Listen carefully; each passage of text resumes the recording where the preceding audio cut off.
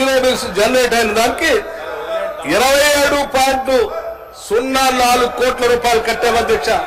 అట్లా వదిలిపెడతాము. కట్టలేదు అంటున్నారు కదా, చేయలేదు అంటున్నారు కదా.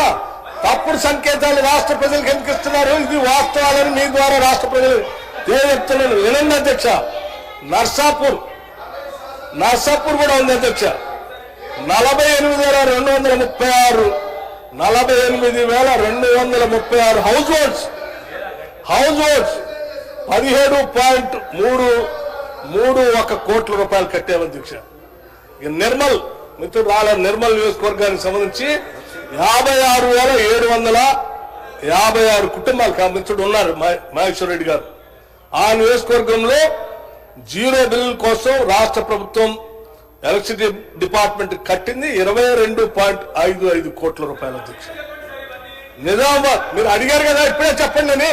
ఇంకోటే వాళ్ళు రోజుతో మిగతా స్కీమ్స్ కూడా చెప్పాలి కదా. బస్సుల గురించి చెప్పాలి, సన్నాల గురించి చెప్పాలి, ఆరోగ్యశ్రీ గురించి చెప్పాలి.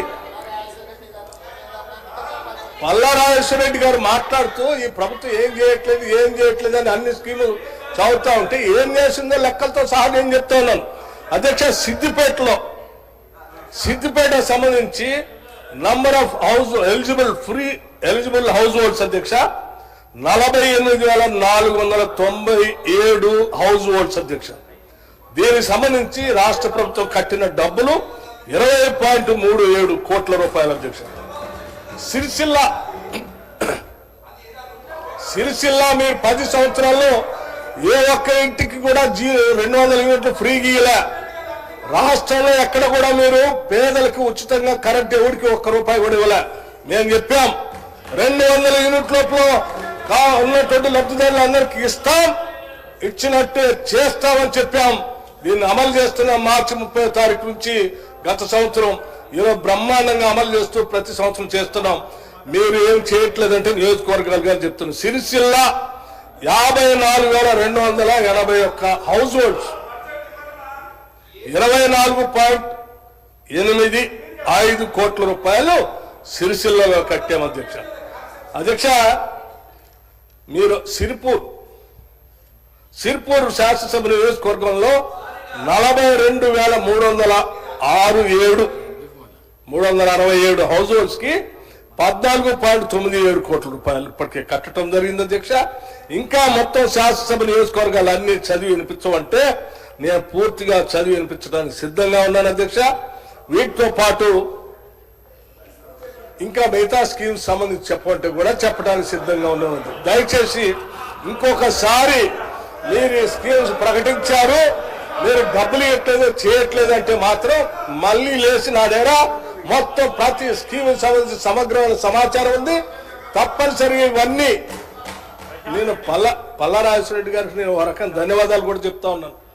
మీరు అవన్నీ అడగబట్టే మేము చేసి చెప్పుకోగలుగుతున్నాం. లేకపోతే అసలు మేము అన్ని చేసుకుంటూ పోతున్నాను కానీ ప్రచారం చేసుకోవట్లేదు. చాలా మంది పాపం కాంగ్రెస్ వాళ్ళు విపరీతంగా చేస్తా ఉన్నారు. సంవత్సరం నుంచి వచ్చి అన్ని చేస్తా ఉన్నారు కానీ సరిగా ప్రచారం చేసుకోవట్లేదు. అంతకుముందున ప్రభుత్వం ఏమి చేయకుండా ప్రచారం చేసుకొని 10 ఏళ్ళు బతికింది. వీళ్ళు చేసిన స్కీమ్స్ అన్ని కరెక్ట్ గా ప్రచారం చేసుకుంటే వీళ్ళకి అసలు తిరిగే ఉండదు ప్రజలంతా అంటున్నారు. దయచేసి మీరు చెప్పిన మాట ప్రకారం మీరు చెప్పిన దానివల్ల కనీసం ఇదైనా చెప్పే మేము ప్రయత్నం చేసాం.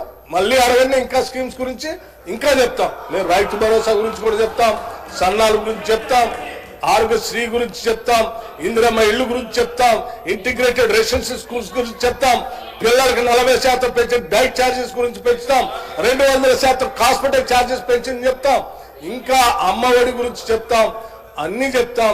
మాకు ఎటువంటి ఇబ్బంది లేదు. మీరు ప్రశాంతంగా ప్రశ్నించండి, చక్కగా మేము సమాధానాలు చెప్తాం. ఇది థ్యాంక్ యూ. పల్లా రాజేశ్వర రెడ్డి గారు అధ్యక్ష వాళ్ళ పేర్లు తీసుకున్నారు కాబట్టి